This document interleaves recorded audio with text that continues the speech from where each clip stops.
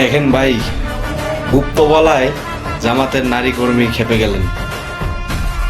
London থেকে নেতা তারেক রহমান এসে গুপ্ত শব্দ ব্যবহার করছে।